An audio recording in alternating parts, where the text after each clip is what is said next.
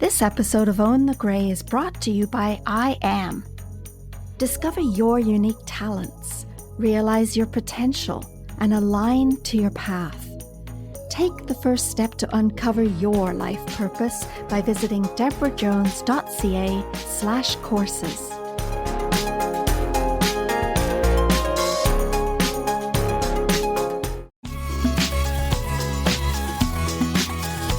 Welcome to Own the Grey, a podcast to dispel the notion that aging is undesirable and setting new, positive attitudes.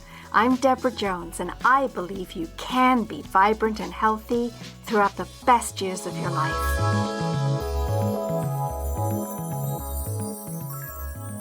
Sherry Lynn Starkey is an expert in navigating the digital landscape.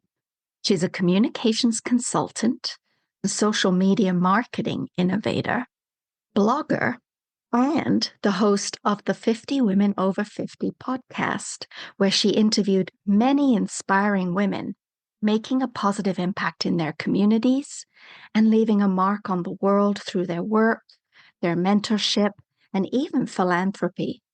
And I'm hoping that our conversation today might show us that making a midlife career change is not only possible, but essential for our personal growth and transformation. And I'm hoping she'll tell us how to do it. Welcome to Own the Grey, Sherry Lynn. I'm so glad you're here. Thanks for having me on the show, Deborah. So you're a Canadian. Yes. Lived all over the world, repositioning and reinventing yourself every time. So could you summarize your journey for us and how it led you to where you are today? Well, being on this side is 50, it's a long journey. So I don't know where to start, but I guess I'll just start at the very beginning of adulthood and I'll just go. Okay. So I was a teenage bride. Well, not quite teenage. I'd only just turned 20.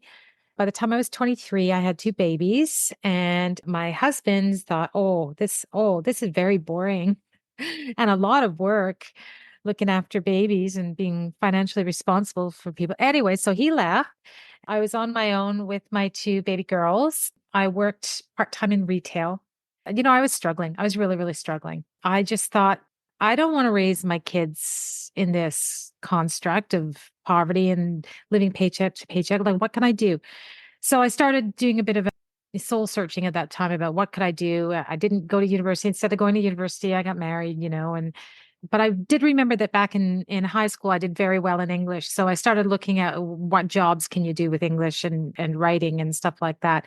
Anyway, I met a woman who was in PR and she told me, I'd never even heard of the term. And she told me what it was and what she did. And I was like, yeah, okay, that's it. That's what I'm going to do. And so I went back to college at that time and did a 2-year diploma program here in Algonquin in Ottawa.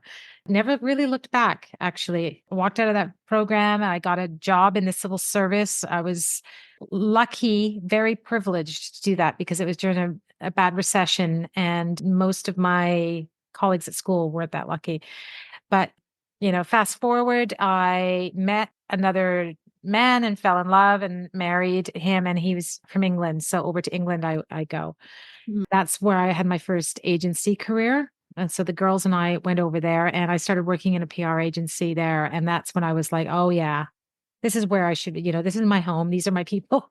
And so I've done that my whole career. So I spent 7 years in England. I worked in a couple of different agency environments there, kind of working myself up the rankings. And to be fair, because I was a mature student and a little bit older than most people in the first or second year of their career, I made the transition upwards into management a lot more easily than just because you're older and you're smarter and you have more life experience, right? So Right.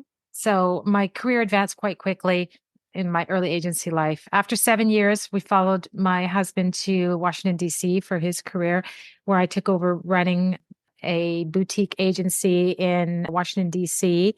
Again, that was another huge career jump for me, a big leap into running a whole agency in a market I didn't know. I had no media relationships. I knew no one. But anyways, it was an exciting time. Did that for 5 years. Then again, following my husband's career, we went back to the UK and we landed in a place called the Isle of Man, which is an independent nation, not part of the UK. Yeah. You probably know this, but most Yeah. people don't. Right. And we were there for 6 years, and that's where I started my own agency and ran it there for 5 years. Came back to Ottawa at that time for family reasons. And I spent the first 6 years working in what was, the time I came into it, was Canada's top kind of social media digital PR agency, Right. Thornley Fallis, it was called. Became the president of that agency after a couple of years. And then after 6 years, decided I wanted to be more autonomous and start working on my own again.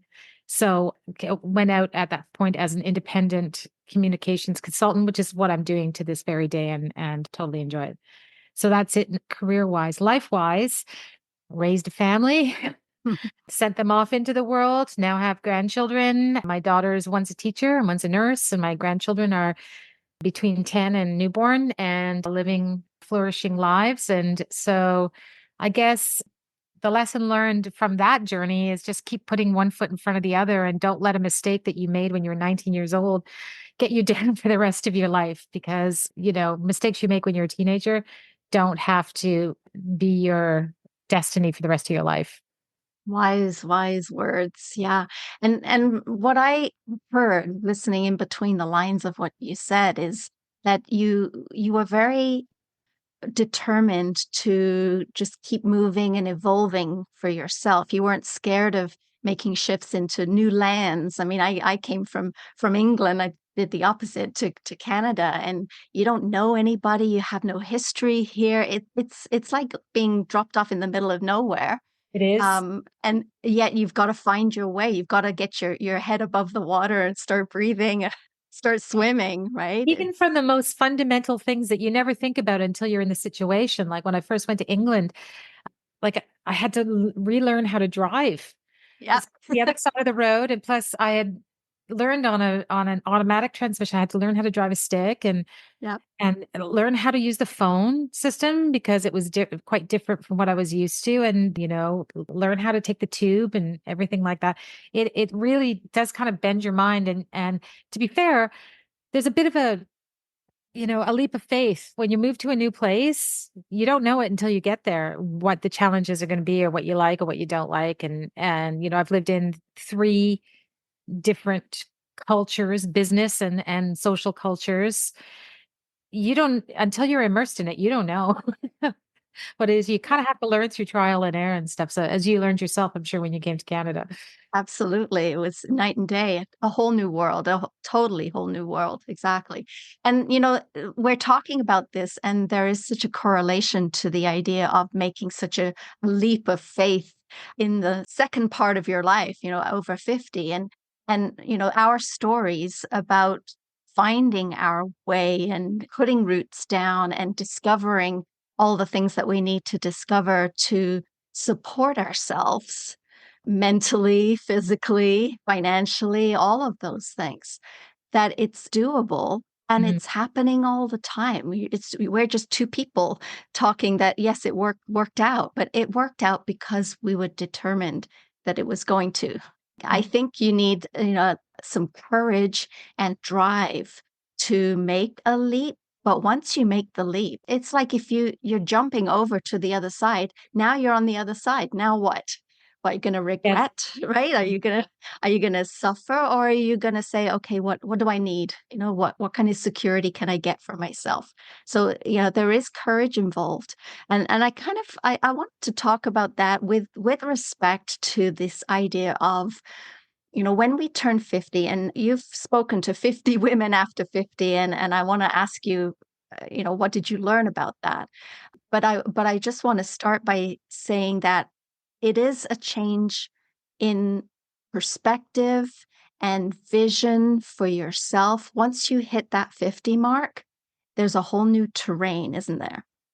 Yes. And it- you know, it really is a turning point, I think, in every person's life, not just women, every person's life, because it really is like, I hate the expression over the hill, but it's such a perfect analogy because you spend your whole life building, building, building, and then you get to a point where it's not downhill in a negative way, but it's like things are under their own momentum.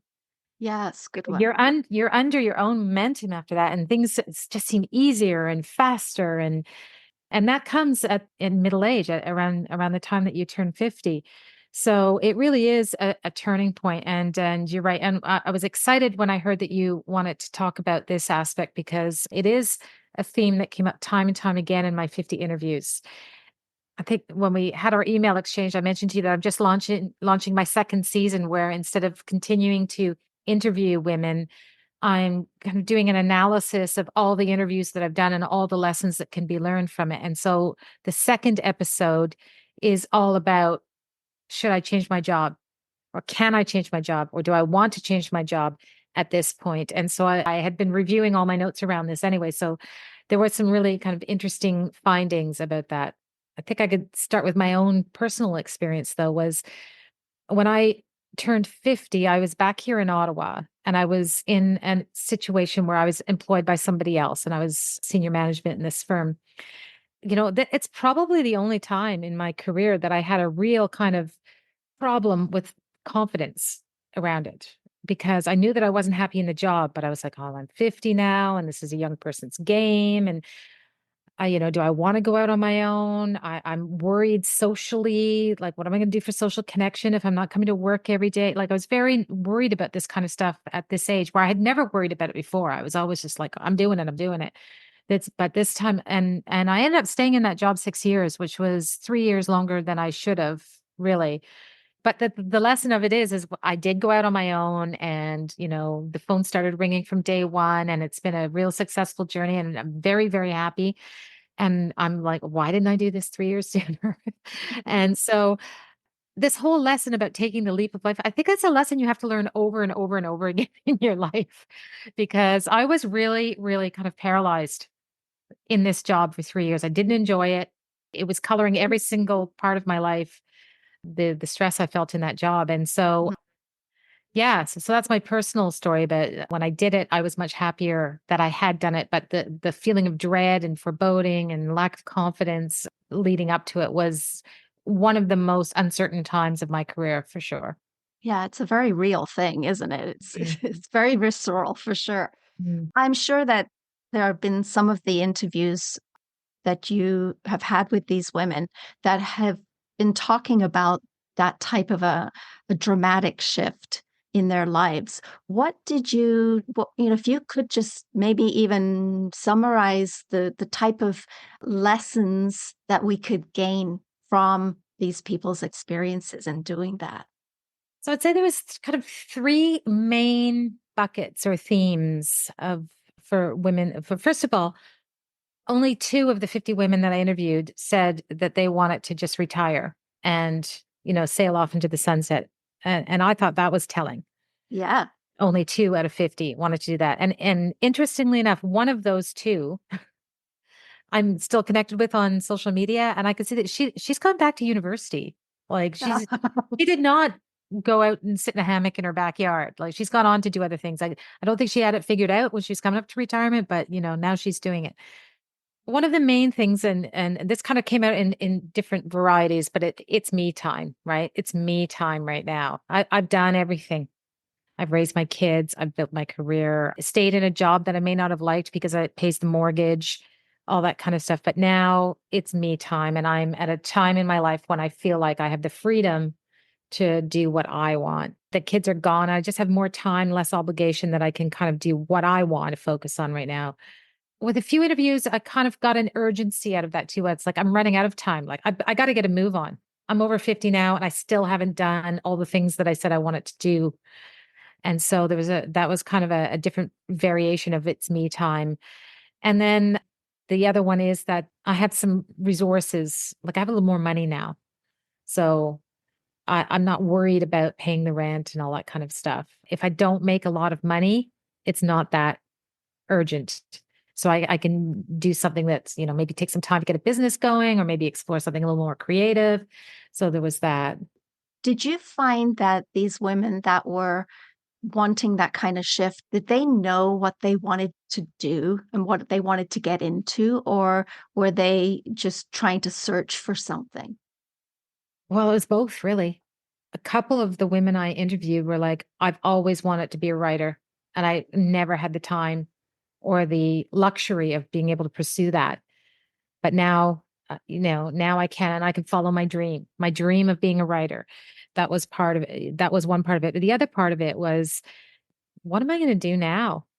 Like I'm not like going to the bank every day and working at this is not fulfilling me in the way that I want to feel at this stage of my life. And so there's a bit of a search. What could I do right now? What are my skills? What are my aptitudes? And is there a way I can leverage these skills and talents into a business or a way to help me, you know, pay my bills and live my life? So it's kind of both ways that happened. There's a third group that were kind of forced into it, right? Women have been made redundant at work because they're 50 and they have a big paycheck, and, younger, greener staff is cheaper.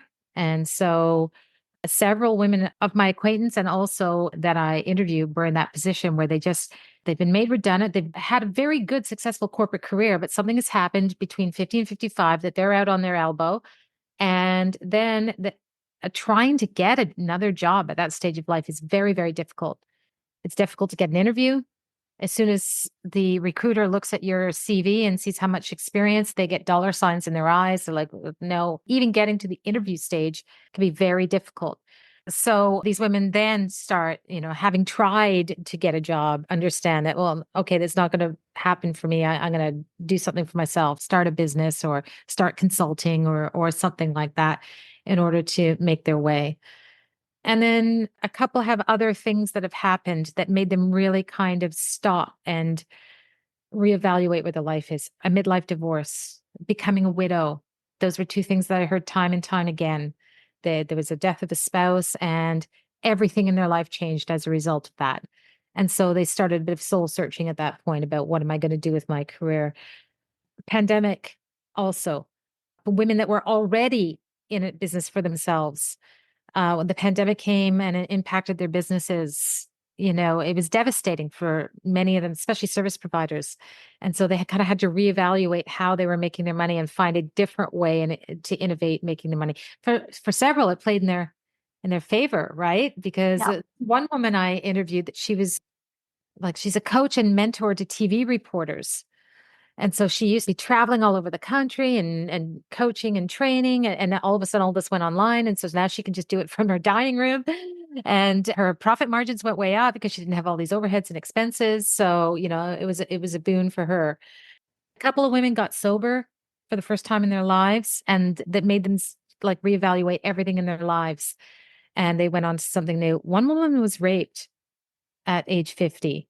She was in law enforcement, and it made her totally reevaluate everything that she believed up to that moment in life. And then she just took a 180 and totally rejigged her whole career and went out into work the nonprofit sector to help other victims of assault and rape. And it was a total change of a career for her. Yeah. So those are kind of the driving forces of why people have made the leap. Yeah. And as you've mentioned, I mean, there's so many different reasons, but the point is there are so many women, so many men even, that are making this kind of a change at this time of their life. What I heard about how difficult it was to be hired by someone, my mind went to being an entrepreneur. I mean, I've been an entrepreneur pretty much all my life, so that's an easy territory for me to navigate. But, if you've been used to being an employee and now scariness, and that's what I keep going to when I hear people talking about it is it's scary for them. Yes. What can you share that can kind of shine a different light on that feeling? What is it that you could inspire them by telling them? Well, let's start with brass tacks. But most people that I know that leave a staffed employee type situation and going out to work on their own will triple their income in the first year. Okay. Like that's pretty compelling. You want to triple Mhm. the amount of money that you make? So, that makes you feel a little less scared to try it.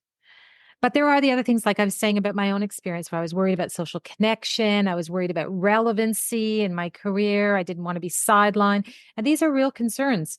And I guess one piece of advice I can give to you is like, work your network, like build out your network. Tell your friends and family what you're doing. Find other places to meet other people that are going through similar experiences so that you can share and learn. And there's a lot of career coaches and career groups out there that you can join, especially in the Zoom world, that you can join and find like-minded people and talk out your issues. There's a million Facebook groups out there that are very kind of subject specific, where people share freely what they're going through, and you can learn from seeing their experiences. So there's a lot of support out there. There's stuff that you can pay for. There's stuff that's there for free. There's a lot of books and video courses. There's so much help out there for you today, for someone that is looking to make a career transition, that there's no need to go it alone. There's no need to feel isolated. In your industry, in digital media, I mean, that's constantly changing. We all can see that, but when you are in a position you're in, you see it all, you know what's going on. And I have a client that's in similar type of industry. She's at the point where she wants to change something up, but that relevancy of your skill set in that kind of digital world, Mm. as it's constantly changing, she feels she doesn't want to up her knowledge. She doesn't want to get with the times, but she doesn't feel that there might be anything out there for her with the skill set she has. What would you say to her? Well, don't underestimate the value of 30 years of experience in the workplace. You know, there's one thing my mom always says: you can't put an old head on young shoulders. And so, even though you might not understand the how to's when it comes to digital communication, you understand the impacts and you understand the strategies and the higher level concepts of what you're trying to achieve, or what the client's trying to achieve. So you don't need to know how to work Facebook to give communications consulting to a company or firm, an association or anything. You bring 30 years worth of experience, and that's something that money can't buy. You've walked the walk for 30 years in your career, and that means that you have a level of knowledge and experience and skills that are unmatched. So I guess to someone like that, I would say, don't think about what you don't know. Think about what you do know. Do an inventory about what you do know, what your areas are, what you think your personality type strengths, your talents, your areas of knowledge, your areas of experience. Build yourself like a little spreadsheet or something, a little inventory of everything that you know that you are awesome at, and concentrate on selling those skills. Don't worry about what you don't know. Yeah, that's really good advice. I was drawn to the fact that on our logo for Own the Gray is the wise owl.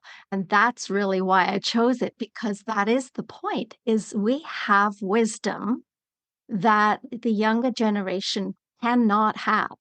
They Yes. haven't been around long enough. And it's that wisdom that is our valuable asset, isn't it? Hmm. Yes. Yeah.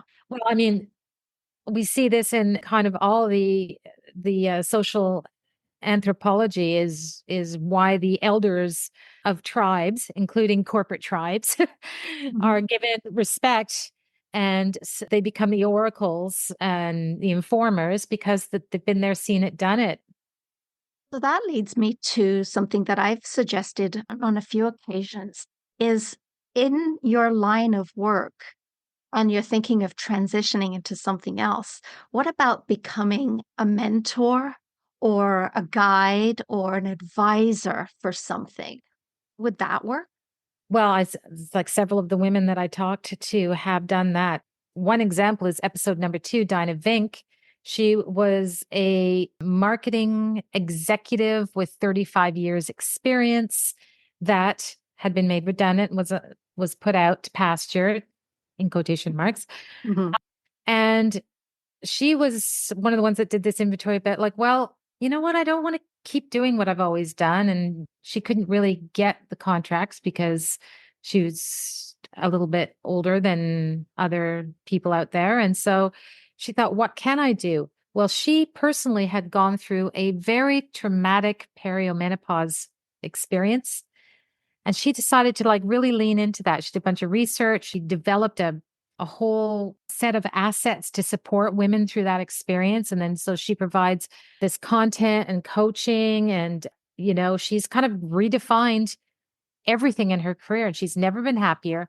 And she moved to Panama and she does it all from she runs a global business out of her new apartment in Panama. She was Canadian. She wanted out of the snow. And Uh, she's living a very, very happy life doing something completely different from anything that she'd ever done. But she did that. She took an inventory, but what have I done? What do I know? Well, what do I have that's a sellable skills or a better knowledge? And also what's topical? What am I seeing that people are asking questions about that they want some help with? And she was able to marry that. And so that's just one example.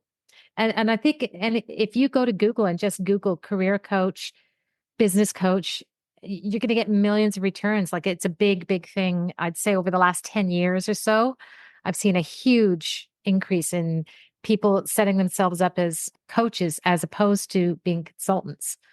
I think kind of digital media has driven that thing because people want to do things for themselves more so than just outsource some of their work. But yeah, coaching is a big career trend.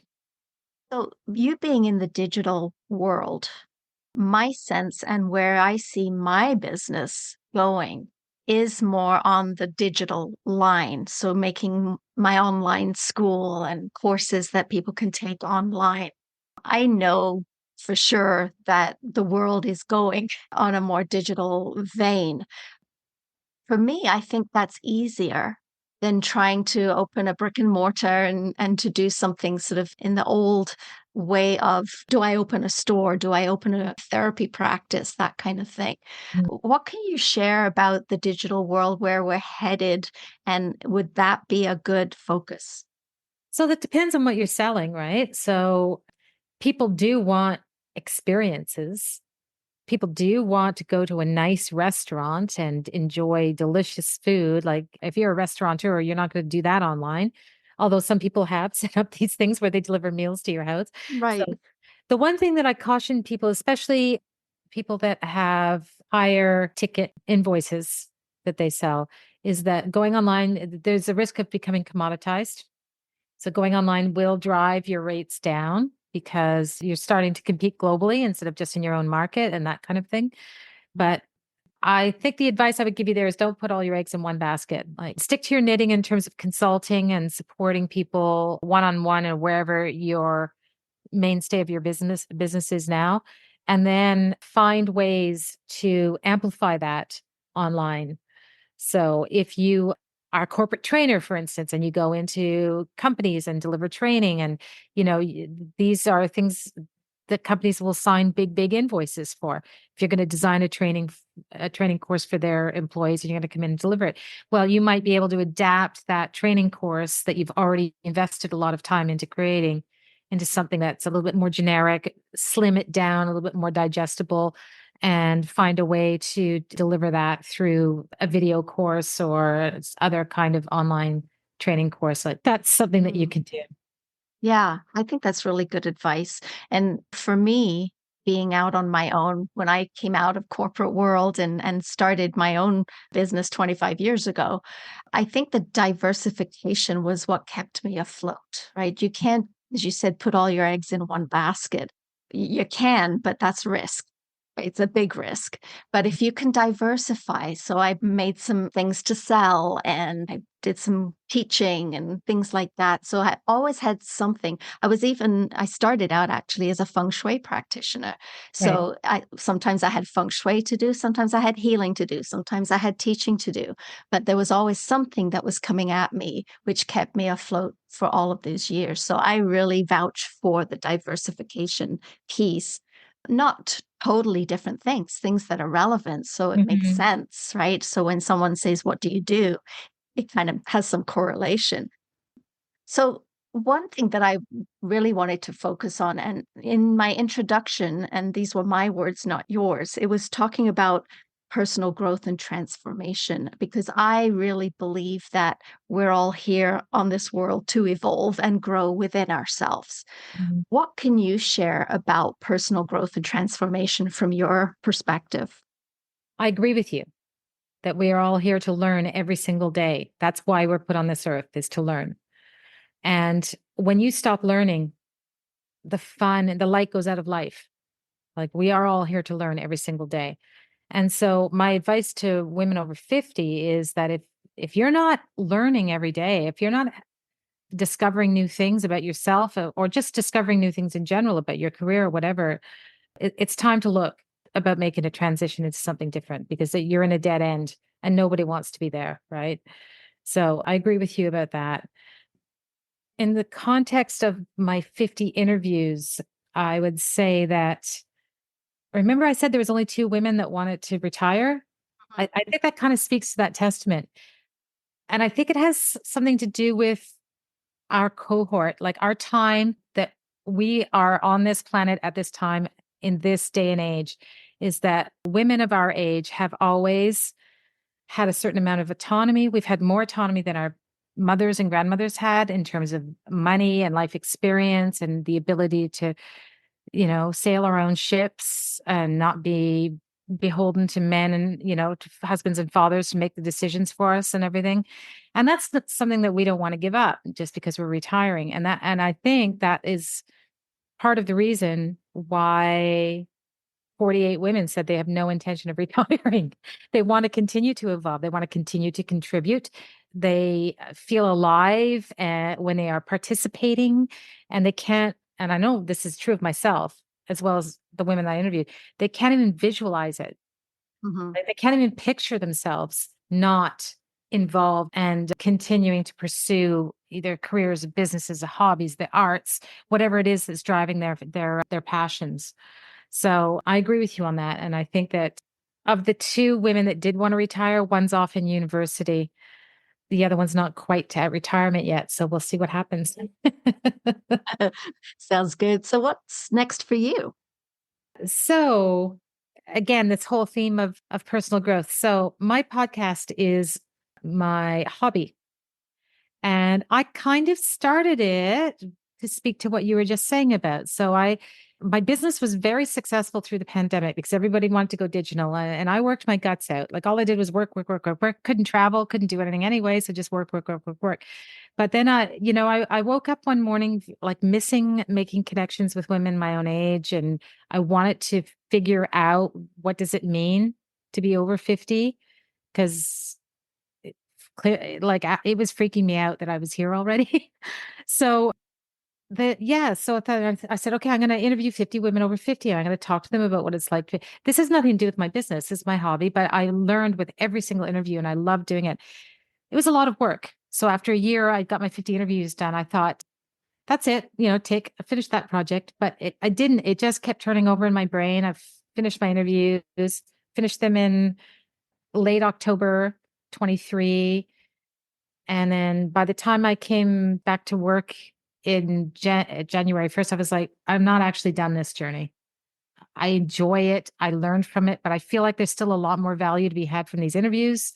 And so this is why I've come out with season number 2. I'm going to continue to analyze all these interviews through these different lenses and these different issues to see what are all the insights that came out of it. So this is my personal journey of discovery that keeps my fire lit. And what I learned from this, I take back to my work. I mean, it wasn't my primary drive for doing it, but I sell more podcasting services now than I ever have, so I do bring it back to my work, although that wasn't my primary objective in doing it. That's awesome. So, where can people find your podcast? So it's called 50 Women Over 50, and you can find it wherever you get your podcasts from or on all the popular apps. I'm also on YouTube, and you can find me online. Just Google Sherry Lynn. I'm gifted with a kind of an unusual name, and I have a pretty big digital footprint, so you find me out there. It's beautiful. I'll put links in the show notes to make life easy for everybody. But it's been inspiring and it's really great to have these kinds of conversations with each other. Listening to your story of why you started the podcast is kind of similar to my story too, is that you learn what you need to know by talking with people. And Yes. better way to do it than within a podcast, right? Because you're now you have so many options to speak to so many different people, not just your small circle of friends that Exactly. you've been speaking to forever. But I do really believe it's all about learning something new. And to the people that I've interviewed on my podcast, they're saying the exact same things. It's like they're just reinventing themselves over and over and over again. There's no end point until we're just 6 feet under. Yes. And who knows if that's the end point or just a beginning point, but that's another story for another day. But I thank you for sharing your wisdom and what you've gleaned from your podcast. And I'm really excited to see what comes out of your analysis of what you've heard, because you're right. Wisdom is only wisdom if you use the information that you learn, right? So this is your opportunity and our opportunity to make sense of all of that. So thank you for your time today. It's really been a pleasure. Oh, thank you for having me on the show. I appreciate the opportunity, and it was a pleasure getting to talk to you. This episode of Owen McGray is brought to you by I Am. Discover your unique talents, realize your potential, and align to your path. Take the first step to uncover your life purpose by visiting debrajones.ca/courses.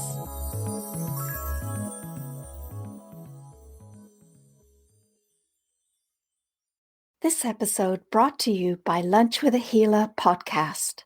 The best conversations happen when you're having lunch with a friend, especially when one is a healer.